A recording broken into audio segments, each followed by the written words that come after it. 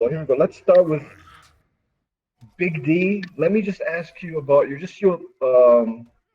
your experience at Evo, and also like if you can talk about like how you prepared, like because I think a lot of people want to know how the hell did you get top 8 at a tournament?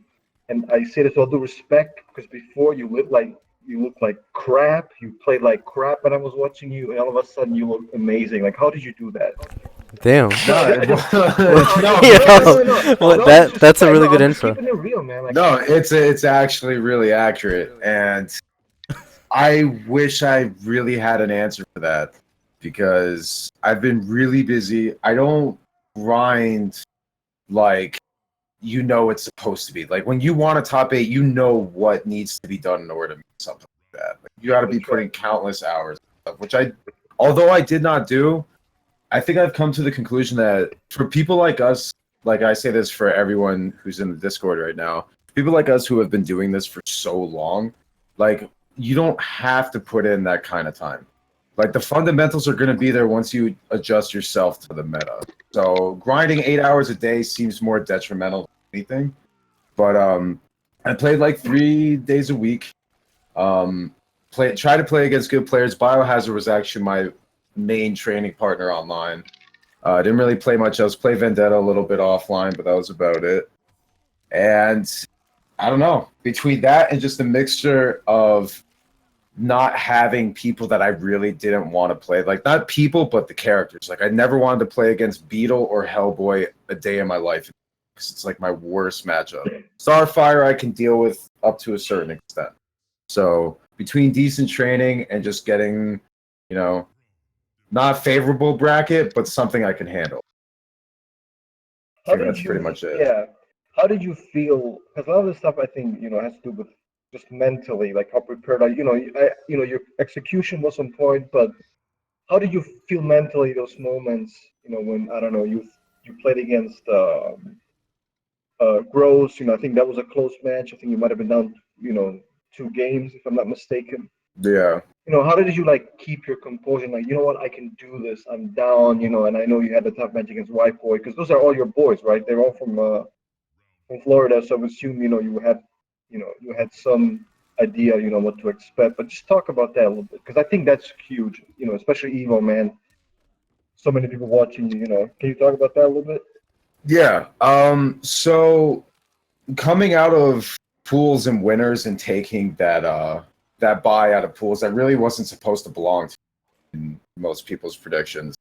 I kind of was riding a momentum. I still had that mentality that like I wasn't really expecting much. Um, because my main goal of Evo was to ruin someone's weekend. As weird as that sounds, I just wanted to win, like get one good set, like beat someone notable, and then I can feel happy because I know I'm not a shit player. It doesn't matter what game I play. I can hold my own against most people. But that's all I wanted. But then I realized I was straight in the top 32 winners. And then I go up against White Boy, who I beat at CEO. And I was like, all right, well, I mean, it's not the worst thing in the world. And then I get mollywopped 2 games in a row. I'm like, all right, well, I mean, I just gotta keep playing. And I was thinking about making it out of like losers, and like I was already thinking about the next set. I wasn't really expecting much. So I just started playing like I kind of had nothing to lose. I just kind of play literally, as weird as it sounds, just playing for fun. And I take game 3. He goes to Deadshot because we had a big conversation about how I still think Deadshot does well against Ivy. I had a good start of the match, which is really just how it's supposed to be. Like if you get a good start, you could beat Deadshot just the way he is now.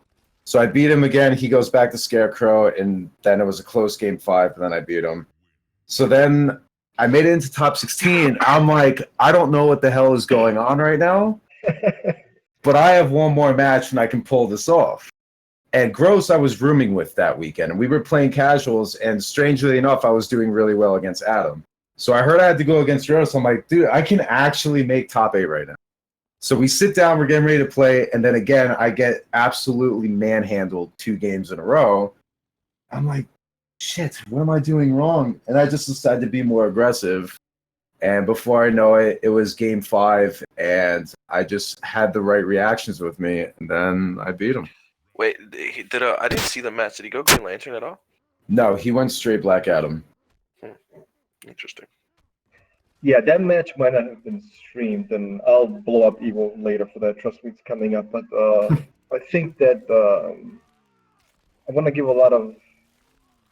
I know I want to give a lot of credit to. He's like the quote unquote hero of the week. Because I have a segment. I want to give a lot of props to Beyond Toxin because he was the one streaming all your matches.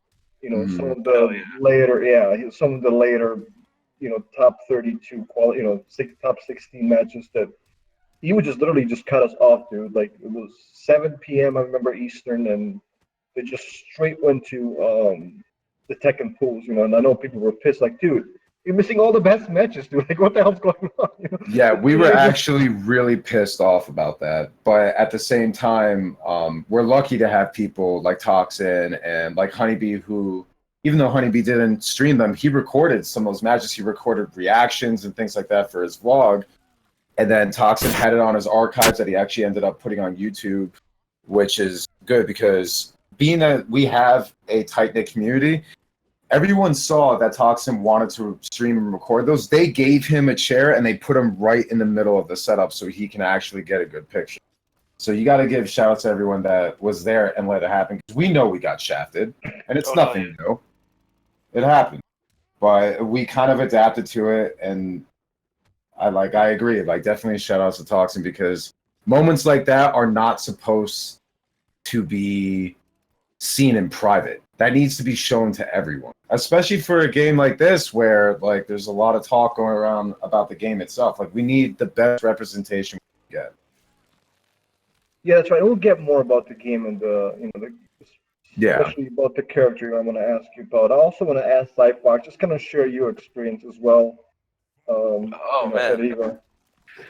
dude, I had so much fun at Evo. It's actually amazing. Like I'll probably remember this Evo for like the rest of my life. Not even joking. Like so much shit happened to me this weekend, but uh I want to give a shout out to Toxin as well, man. That Toxin, he fucking held it down with that stream. But anyway, so my experience at Evo was pretty cool. It was about the same. I would say that in terms of preparation, I was there with like Big D. I didn't really prepare at all. Actually, the first 2 weeks after like CEO, I went there with like zero training, and then I actually after a few days after CEO, I started like trying to practice, being like, maybe if I go to Evo, maybe who knows, maybe I could do it. Just because I thought the same thing as Big D. I was going with low expectations, but I knew that I could fuck someone up if I had to.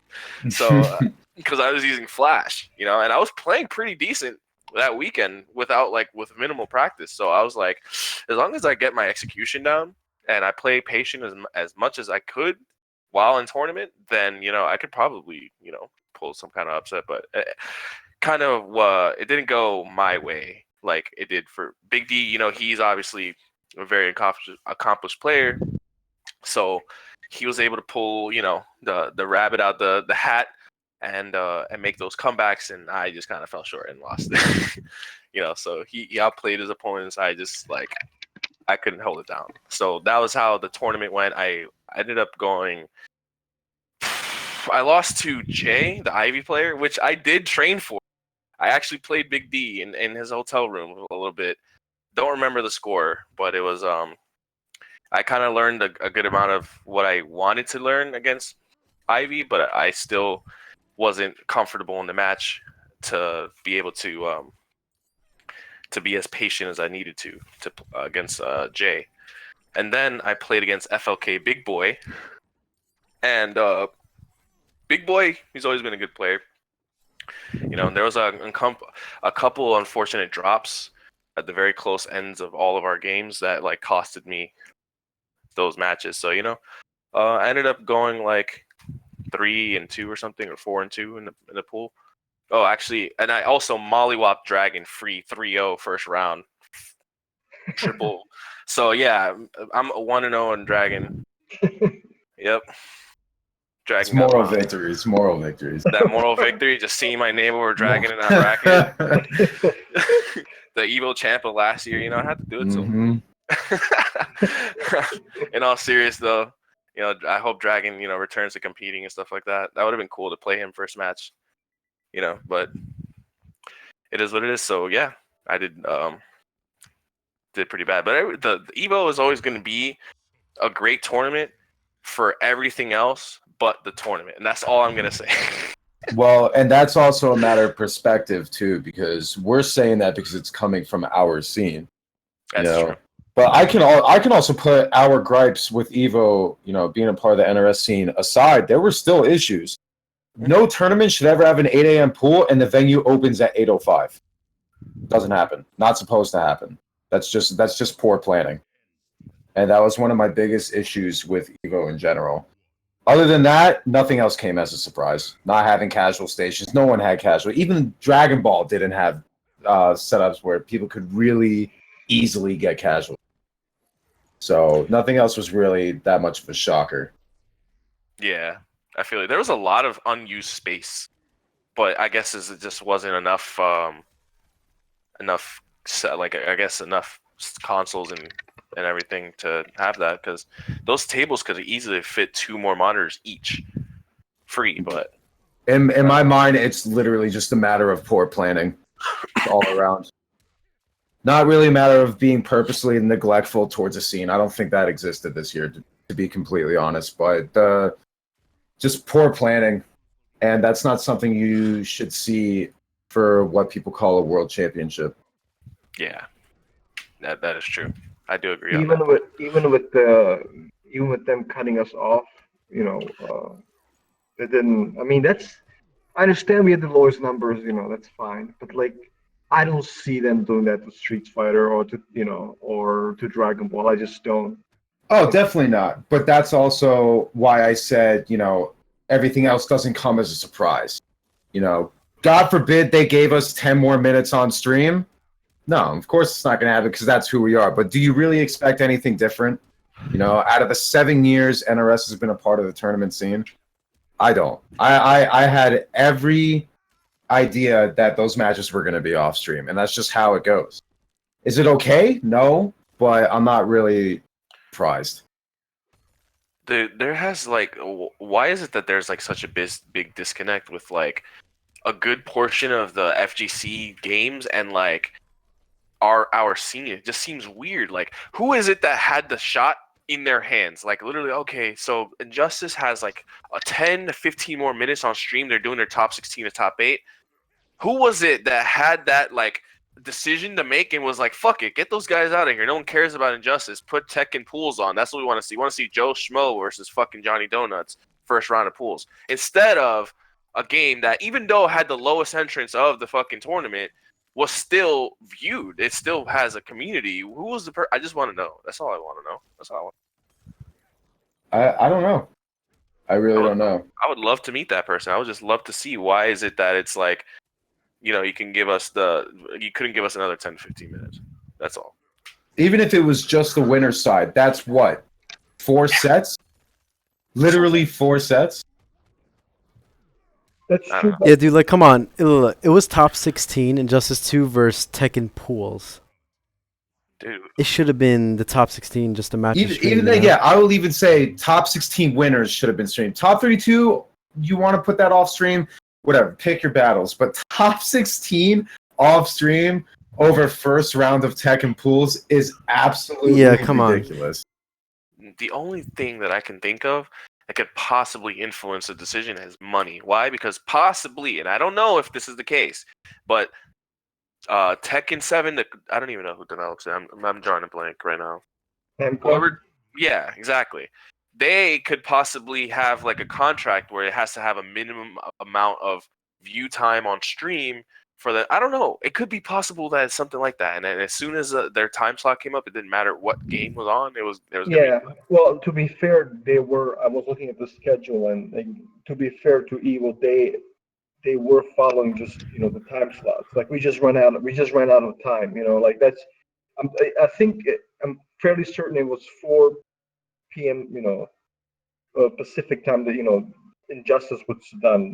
That's when the Tekken pools were supposed to start, and they did. They really did. So it's it kind of is what it is. I'm just disappointed because I think we missed a lot of good matches. Yep. We did, but there's not really. It's really hard to pinpoint any one thing. It was probably a collaboration of everything. It was probably a multiple reasons, and the lack of interest on the production side, and even honestly on our side, as far as audience goes. I mean, if you're a TO and you had to choose between, keeping a large audience, Injustice isn't really like the smartest choice, regardless of where it is in the tournament. And I'm not saying that because I think it's not a good game or anything. I like Injustice, but you look at the statistics of viewers and concurrent viewers for stream. It's not there. Yeah. Venality was an outlier. I don't know what changed about Venality that we got like 20K concurrent or 18K concurrent or something like that. We haven't had those viewers since the beginning of the game's life. Yeah. Outside of that one tournament, we barely get 12K concurrent. Barely. So production-wise, I understand it's shitty. That's literally all I could say. It's just shitty that it happened. Yeah, we'll get some, we'll discuss some reasons why why the numbers not feel stuff like that. But I want to just get into this. Biggie, I want you to comment on Poison Ivy and where you think she stands in the tier list. I have her at 12 to 15, and using those numbers, I'm starting to believe less and less. And not that I think she's top 10 or anything, but I think you can't really categorize these characters into top 10 and top 15 anymore.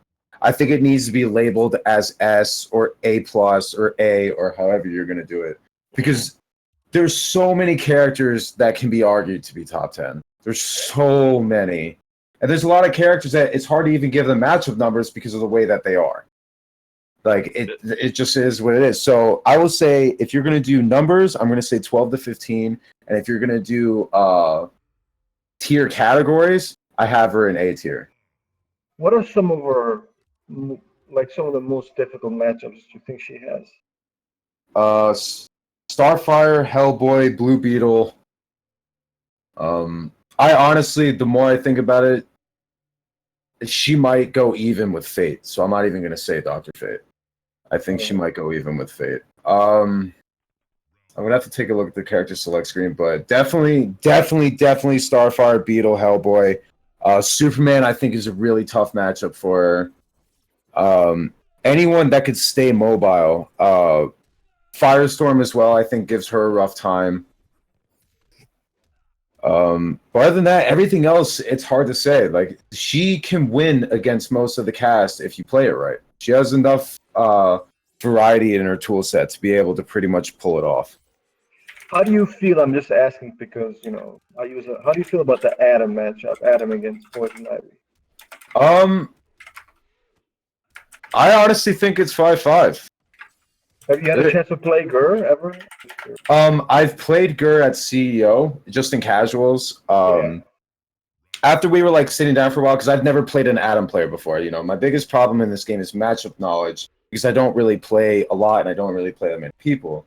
So after I got kind of used to how Adam is as a character, like, I could really shut down a lot of stuff. If I react to your foot stomp with a meter burn 4-3, you're dead. Yeah. If you stop at all doing your pressure and your trait, Ivy's down one has a weird hurt box to the point where it hits you out every single time. It doesn't whiff on Adam, which I think is really good. Her down two is this massive wall. So if you try using your trait and I throw out a down two and you go near it, you're going to get hit. But on the flip side, all you have to do is let me whiff that and I die. Yeah, that's right. So there's options on both ends. I don't think it's favorable for either person. It's just another one of those things where there's tools to make both characters able to. Don't you think most people, well, I should say just you and I guess Mr. J, like, when she was first released, people played her like this pure zoning character. Like, obviously, she's never meant to be played like that, right? She's not like a pure, I'm just going to stand back, and vine you to death. She's more like she's more like a footsie character, right? Would people Right. have that understanding? Can you talk about Mhm. just the general gameplay of hers? Yeah. So when I first picked her up, because I actually dropped Dr. Fate for her in the very beginning of the game, because Fate's just wasn't my style. I'm sitting there trying to figure her out. I figured she's got an amazing mid. She has a string that's +1 on block. Her down 1 is decent. 7 frames is okay. But I couldn't figure out the way she was meant to be played. Like, she had this stance, and like you cancel it, and there was vines, and you had your Yoshi trait and Bark Slam. I'm like, okay, she's defensive. Like, she had all these different things. I didn't know what the fuck kind of character this was. So I figured, you know what? This is just going to be a standard keep away and spacing character. And that's how she was. Like, I do believe that's how she was for the most of the time. And then she started getting the most recent buff with her giving her a wake up and having a meter burn version being plus. I figured now she's aggressive. Now she can actually be really aggressive. It was almost like Mystic, where I could play defense and then fake you out and then go aggressive on you. You could switch into any play style you want. And that's why I play her. So I think you have to play defensive in some matchups and you have to play aggressive in others. So she doesn't really it's weird. She's like this, she doesn't really have an archetype. It depends on the matchup. Yeah, because she has pretty good footies, right? For like beating. Oh, some of the best in the game. Free. Yeah. Free. How fast is that advancing? Is it? I always forget the notation because I know her back 2 is 12 frames, and it's a true stagger because I think it's -2 on block or -4 on block. It's one of those two. So it's just a matter of conditioning. Yeah, and you were very good at hit confirming that. They block it, you go into your stance and stuff. Because I think that's a lot. Like takes. I'm not gonna say it's the highest execution, but for this game at least, don't you think like there's definitely an execution barrier to that? Oh yeah. I mean, one of the reasons I play her, besides the fact that she's so diverse in her playstyle, is that she has a massive learning curve. She does, and that's what I like about characters. So, no one can just pick her up and expect to do well. You have to actually put in time, and that's something that fighting games, I think, are supposed to be. You shouldn't be able to just pick up the character, learn them for like 45 minutes to an hour, and be able to really, do well with that character. It's supposed to take time.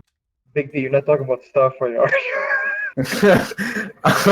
Well, the thing is, here's the thing. I used to think Starfire is like this potato, fucking vegetable in the ground character, until I realized that, like, who's doing anything with Starfire? Like, everyone has a pocket Starfire, and no one can do anything with her. Dude, it's really just Tweedy. Yeah. Same thing with Dr. Fate. And that's another thing that actually pisses me off. And it's yeah, you know what? What?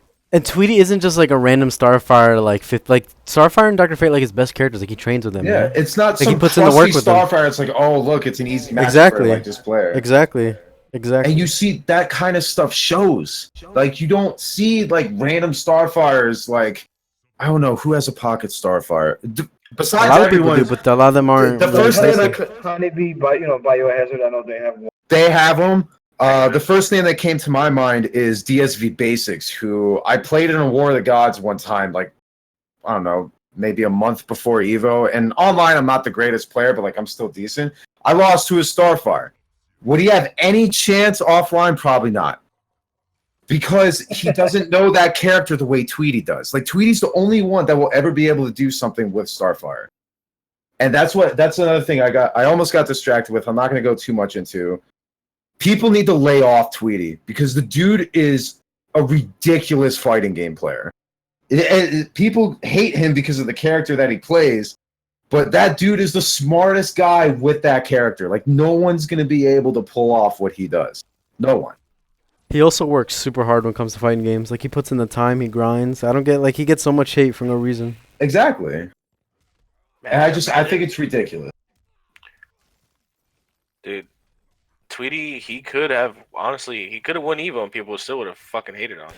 Yeah. I know, dude. You know what? My favorite match at Evo was the top 8 him between Sonic Fox, where he was literally telling Sonic Fox off while mopping him. No one's ever talked to Sonic like that No. and beat him. That was amazing. I love that. I wish we had more of that. And we will, because he is the villain this scene needs. He is. I agree. He 100% is. He's not, And he's not in just my doing it for eyes either. attention. No, he's not just doing it for attention. Like he's like completely passionate. No, but about he it, you know? feeds off. He loves it, man. Mhm. He does. But we need stuff like that. We need personalities in there. Being a personality doesn't mean you have to be like some outgoing dude that's like happy and like, you know, super friendly with everyone. We need personalities that can clash with others and make this game more worth watching. Yeah, I agree. And you know, going back to Starfire thing, because I know we already covered it. But wait, hold on, Dave. Go ahead. Look, even Sonic Fox tried to hit side characters. Sonic's like the king of like most optimized side characters, kind of, right? Mm-hmm. He couldn't even get it done with Starfire. People are just, you know, they're being a little too dramatic, saying how easy and brain dead Starfire and Dr. Fate are. Now, the thing is that it's because their opinion is clouded by the sense that she is an easy character to play, and she's a hard character to beat. So you look at that ratio, it doesn't seem fair. You know, But welcome to every fighting game ever made. Every fighting game has an easy top tier character. I mean, yeah, that's true. but I think it's. So I don't get what these it's people are complaining the about. reason why people hate Starfire. It's not the fact that she's easy to play. It's not the fact that she's really good. It's the fact that why she's really good. The idea of being able to disrespect plus frames at any point in time is what makes that character so good. Mhm. And people don't like that. That's why she's good. It's also unique, though. It is unique, but people don't want unique. Not in that sense. That's why they hate her. Is it? Her defensive aspect is very powerful. Yeah. But I mean, it's nothing new. Like if people played NRS games, they'd know. Like Hawkgirl's thing was 10 times worse than Starfire's. Her shit used to be. But they'll never neutral look and at block it like and that. used to go to because Hawkgirl overhead. was hype, and that's what everyone thought. True, because she was the rushdown version yeah, of her. Exactly. I get that. Yeah, that's why it's so biased. Like people look at a rushdown character doing dumb shit, they're like, "Yo, that's so hype." Then you see a zoning character doing their shit, but it's not on the rushdown side. It's on the opposite side of the spectrum. They're like, "Oh, get this bitch off the screen." That's what I'm saying. I think it's not fair. People's opinions are clouded by that kind of judgment and bias. That's why Starfire gets the hate like that. Is she really strong? Yeah. Would she still be strong if she got nerfed? Yeah. Like it's not that like, you know, I don't want the character to die. I want every character to be perfectly viable. That's my definition of a perfect fighter. That's what you want. People want characters to die, dude. They want her. To I don't be, want like, anyone to dead die. I want underground. someone to be able to pick their favorite character and be able to beat someone. Not having to worry about, oh, this matchup sucks, or have a pocket for this, or this matchup I really don't want to go. I want someone to be able, you know what? Swamp Thing's my favorite DC character. Grinds the game, goes out, makes top 8. Doesn't matter how many Fate or Starfire, whatever his worst matchup is. I don't know. You know what? For the most part, you can do that in Injustice 2. Yeah. You can. Compare that to the other NRS Time again. games. You can do that in this game compared to every other NRS game. You can, but this game's vanilla version, the vanilla version of Injustice 2, left a terrible taste in a lot of people's Yeah, mouths. I mean, you know, Dave doesn't want to talk about this shot, but Well, I'm not can even thank talking that about character. Deadshot, by the way. I mean, Deadshot was annoying, but that's not even the character I'm thinking about right now. I'm talking about how you saw Aquaman and Black Adam every other set. You can play Deadshot all you want, but if Deadshot was the same right now, like if he was exactly the same he was day one, and the way the meta is, the way people should be evolving their defense by now, he wouldn't be as much of an issue. In other words, I think he got hit a little bit too hard. I think he did. definitely got over nerfed, but I don't know if he would have been like went down on the tier list. I think he would have. I think he would have still been top 10. He would have not been top 5. No way.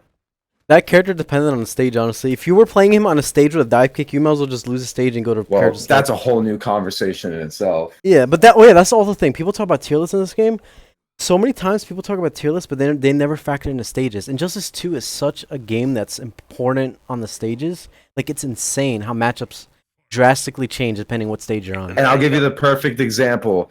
Scarecrow is mid-tier, low mid-tier, whatever. If he gets you in a corner on a stage where there's no escape interactable, you're dead. That dude just jumped up the top 3 because there is no chance you're getting out of that corner. So you have to think, you know, with interactables being such a factor in matchups. Yeah, they're huge. I don't get how anyone can make a tier list and not factor in what stage we're talking about. That's something that needs to be done. Dude, I'm not gonna lie. When I play matches, I sweat at the character at the stage select screen more than the character I select. know. I'm not joking, man. Like that shit random selects. I'm like, holy shit. I remember we Please, I talked hope I don't about get the that. stage because I'm done. Because then you were like, yo, I Yes, played GERD, it's a so casual important. set with the interactables off, and it was the best time I ever had. Stages are so important in Injustice 2, man. Like I don't even care what character you choose, man. I just hope we don't go to that stupid stage that benefits your character like crazy. Yeah. Yeah, you're right about that. Yeah, if you guys don't mind, let's just quickly switch topic, move on to this is something a lot of people complain about, the communities, up in arms about. No announcement of Evo from NRS. We got, and honestly, kind of bothers me too. We got Tekken, they got their Negan, they got their Anna Williams, the label on. We got Street Fighter G and Saga. They got their cooler. NRS, nothing. Like, Bro, we got Ninja Turtles for them. true, but how do you? Let me just start with Leo. Like, I guess the question to everybody: with no announcement at Evo for NRS, where does Injustice go from here? Can I just say my theory? Go ahead. It makes sense that NRS didn't announce anything in Evo because we have IPS finals coming out. So why would they want to announce MK11 and completely distract everybody from focusing on Injustice 2 when they can just announce the MK11 at IPS finals when everybody's going to be watching the Injustice 2 grand finals? It makes a lot more sense to do it that way. That's a good point, but I have a conspiracy that I've been just coming up with, and hear me out. It's gonna be like a 1 minute conspiracy, but it's basically, think about this. Like, what if NRS is trying to move away from not grassroots in general, but like, imagine that they have it to where it's gonna be like MK11 is gonna be their fucking big foray into even higher esports calling. Like, just the hopeful thinking that, bro, they can fucking figure it out because their fan base is larger than all these fighting games combined almost. Their sales numbers are ridiculous. They're able to channel their game and set it away to where you can figure out what tournament to watch while you're in the game. Like, come on, NRS, hear me out, bro. Hire me, all right? I'm available. Anyway, Bro, honestly, NRS, if you don't want to listen to us, just play all the Dota. ideas. Download Dota and look at the screen. Yeah. But anyway, We don't want them to kill themselves. No. Anyway, but No, I mean like just the interface. I think you're right, Rio. Like, I think that they're gonna save it for things that are proprietary to Warner Brothers and to NRS. That way, they want their viewers, they're what I'm talking about. Their audience. Yeah, exactly. Their audience, and then like next installment of the game is going to be like the biggest, like way bigger than even like Injustice 2's IPS's and MKX's ESL. It's going to be like they're going to have like these fucking like invitationals with where you like qualify. look at Fatal 8. Look how successful that was. Exactly. So think That about was it. a huge ass thing. They're going to have like their own tournament. There's going to be like a bunch of them, like 5 or 6. This is weird. Watch. I don't know. I just feel it. I don't know. I just feel it in the ether. Hopefully it comes to pass. That would be cool. Here's my opinion on why it's okay that NRS didn't announce anything at Evo. For one thing, Rio's right to a certain extent that you don't want to divert attention from a pro circuit that you've dumped so much time and resources into.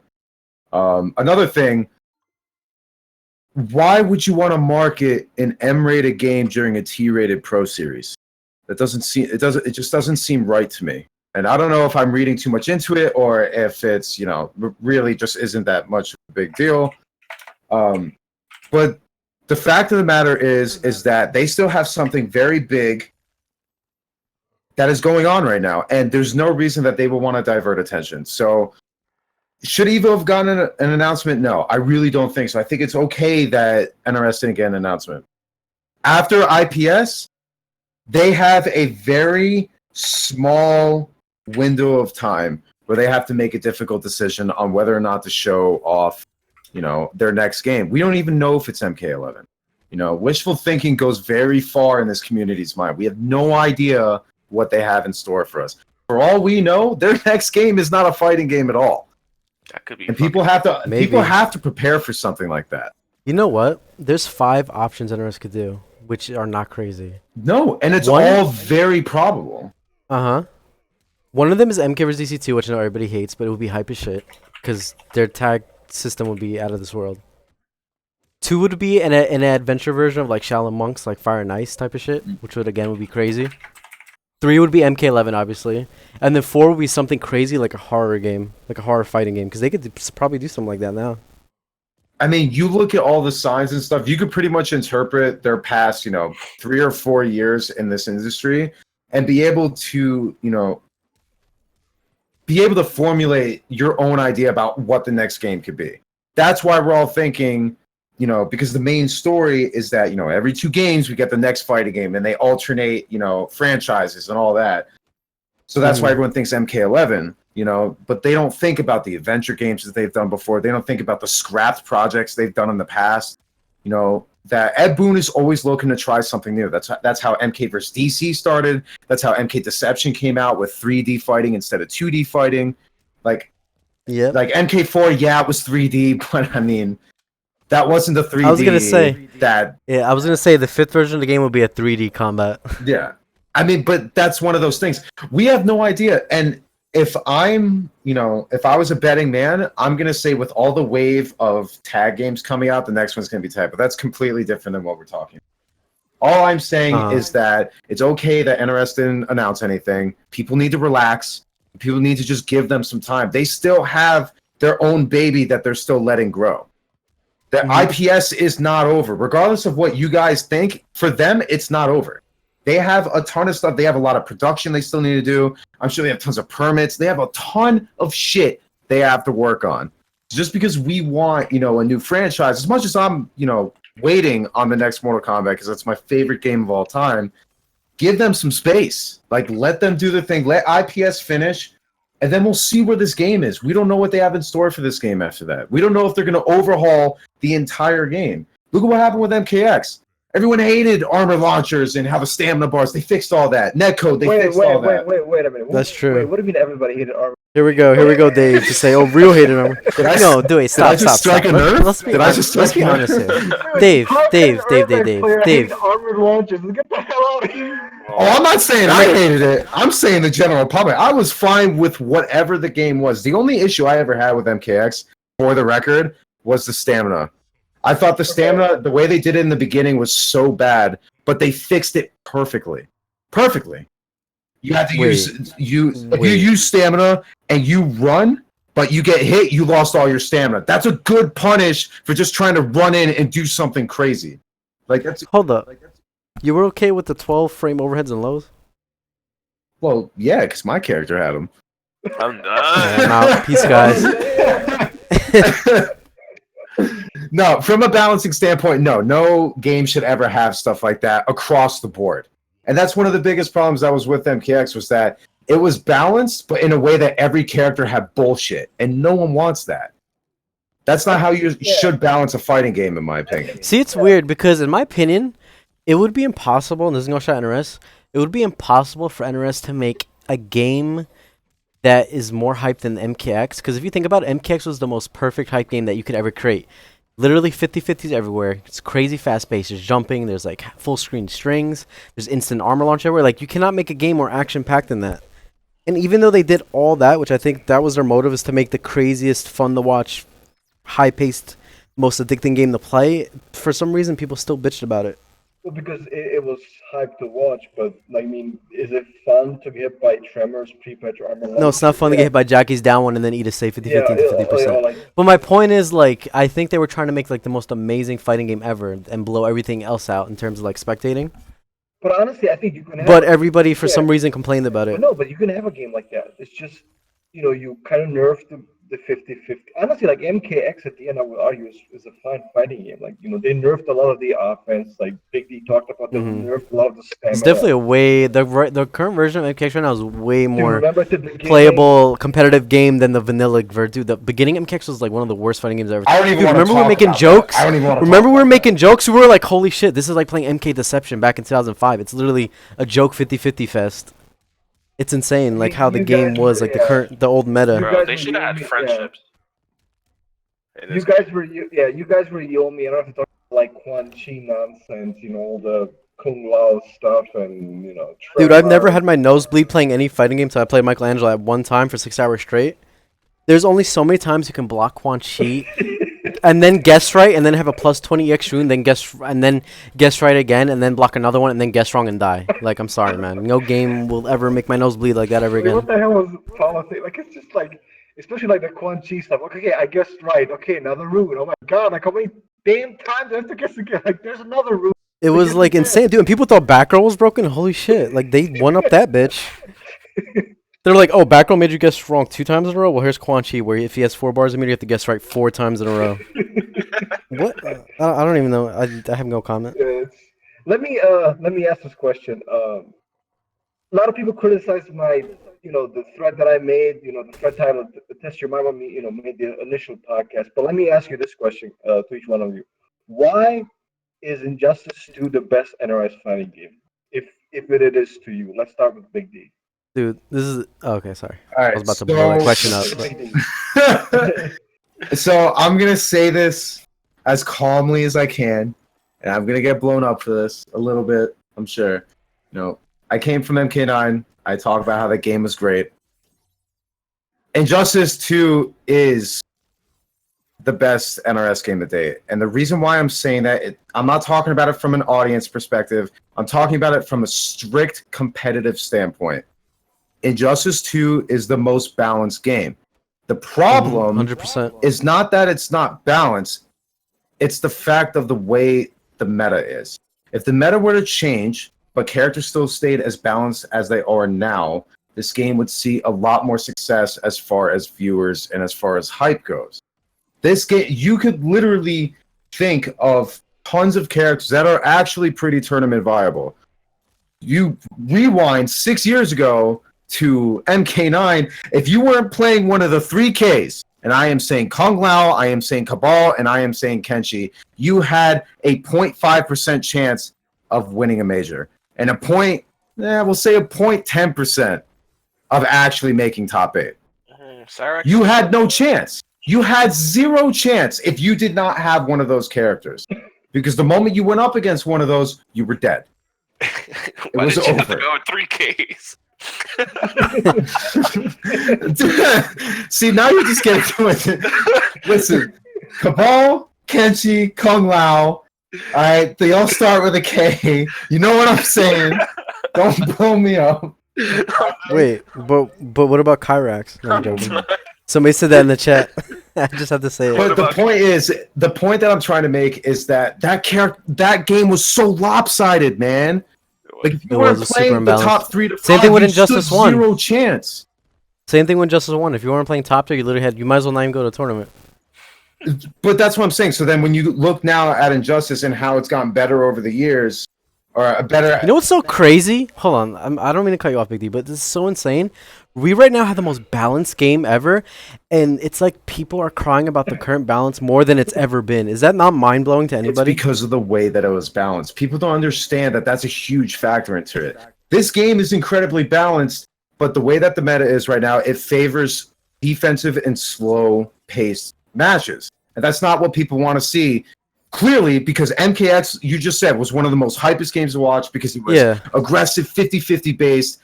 What characters are like that in this game? Oh, the Flash. Everyone gets hyped. People hate the Flash. Dude, you eat a triple. He has a triple hitting jump move. That's all 3 overheads. So you eat overhead, overhead, overhead, and then you got to guess between overhead or you got to guess between low, low. And people get hyped. You get opened up, they're like, yo, this Flash player is ridiculous. It's crazy because Flash is like, competitive players hate him, but spectators love him. But that's what I'm trying to say. You know? So Flash is... It's like that stupid quote, doctors hate him, because, like the stupid internet memes. But it's literally like that. That's real shit. That's why people don't like this game. They like watching crazy rushdown gameplay. So when we have this incredibly balanced game where the meta doesn't really, it doesn't favor aggression like that. People don't want to watch that. Who was the most hypest character in MKX, in your opinion? Like all of them were hype almost. Whoever was mixing was hype as well. Pretty hype. Ferritor is pretty hype. Perfect. I'm actually going to use Predator, Tanya, Quan Chi. Let me use Ferritor. So Ferritor, and at the foundation of that character, had a 6-frame down 1 with incredible range that was like -1 on block. He had an overhead and a low. If you get touched once when he had pain in game, you're fucking dead. But people he only did love 70% watching combos. it. They love it. Flash is Mhm. literally just overheads and lows into 900 million damage and your head explodes, but people love watching that.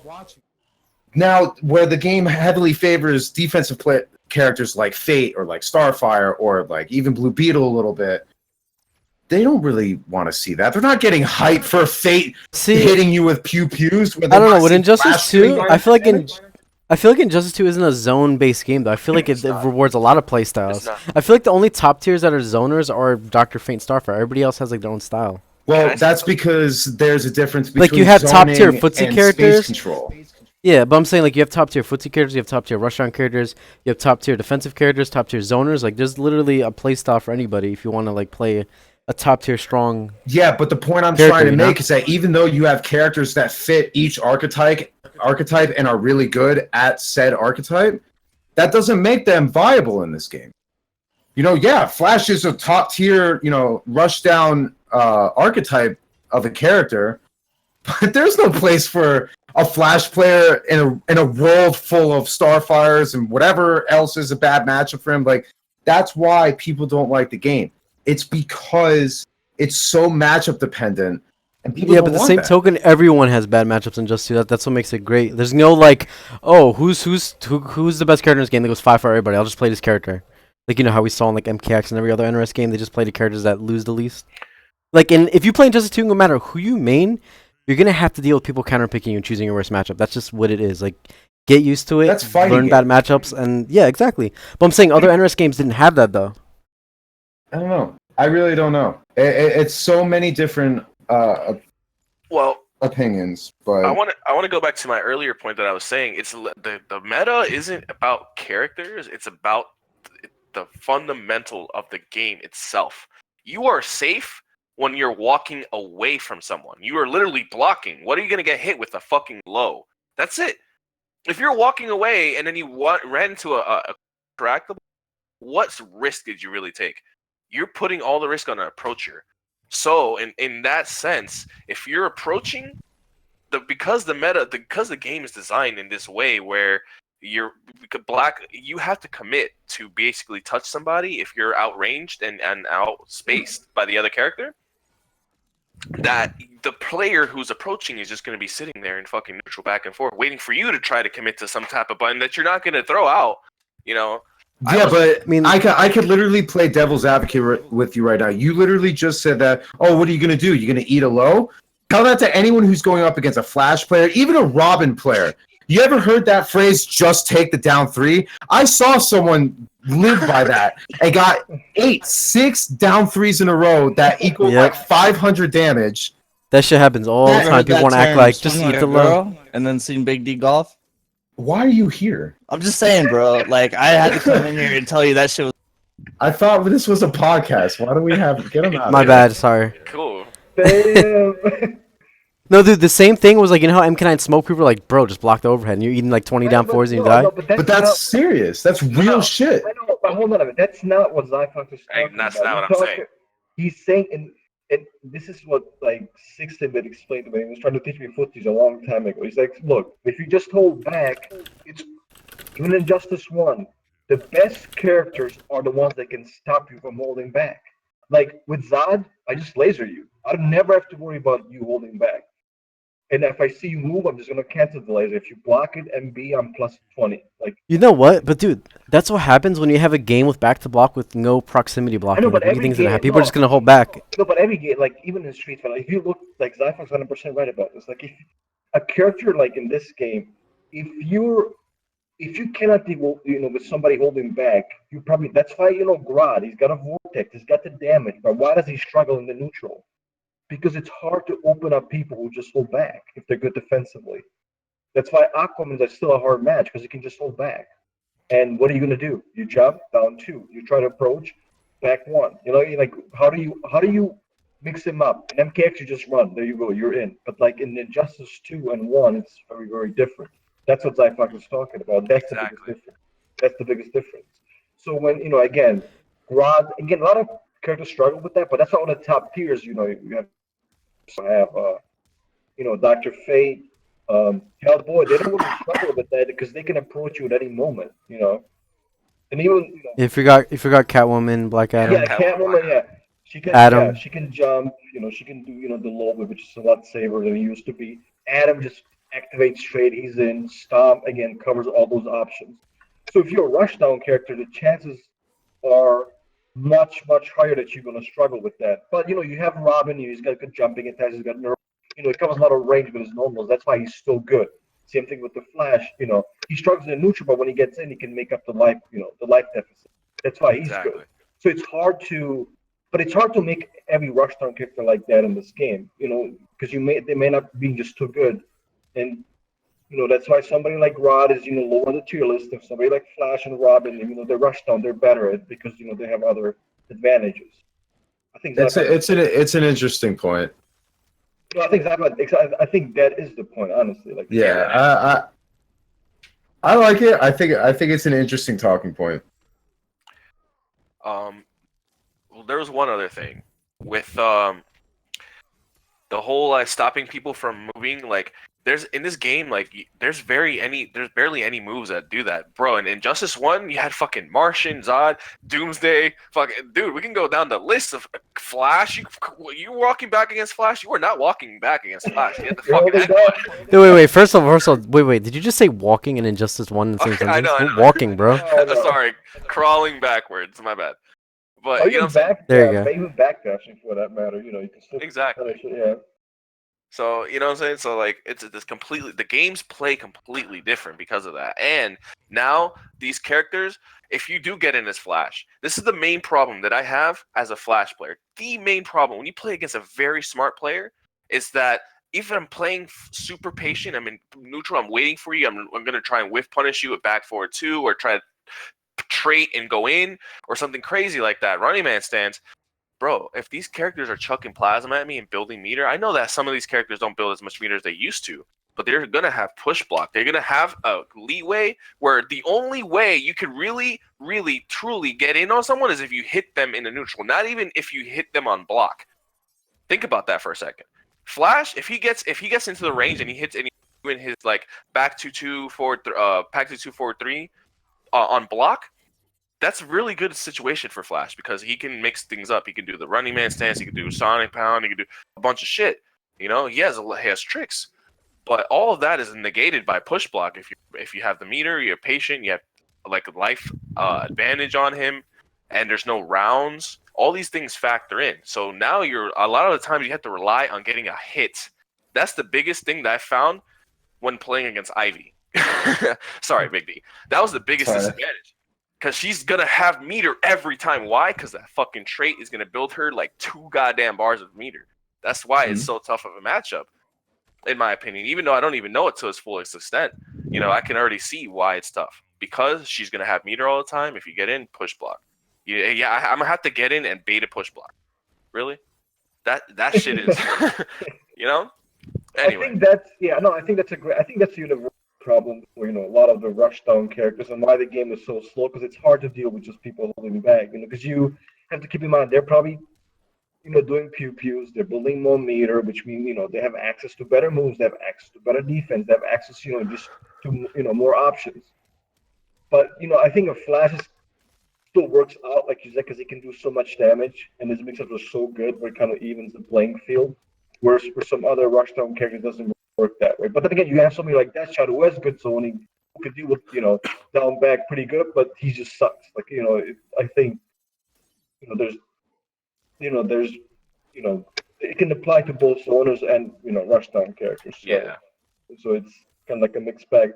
But I do have to run, guys. If you guys want to keep the podcast going, that's fine. I do want to say that I want to thank Big D for coming on, and hopefully he's back again.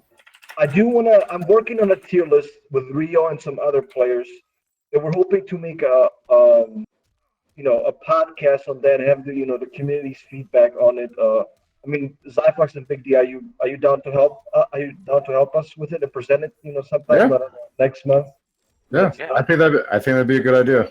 Yeah. That'd be cool. So That sounds I'm my working on schedule. that. I'm gonna post it, and I want to get your opinions on it. Hopefully, we get it as accurate as possible.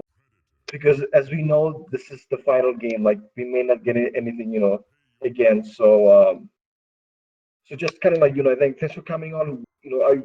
I'm gonna make a third for this, on the test your mind. Give us your feedback again. We try to make the podcast, a little bit shorter this time because that's what you guys wanted. One more, hopefully you like the topics and just give us the feedback on YouTube. Try to limit the we hate Dr. Fate, we hate Starfire, because those were ridiculous. Like it was just crazy. Mhm. So try to limit those. We understand you guys don't like those characters, but we just try to, I think the game is balanced. We like the game. I like still playing it. So just again, give us the feedback and thanks for listening. And then we're gonna do the next podcast will be about the tier list. So hopefully you guys tune in for that as well.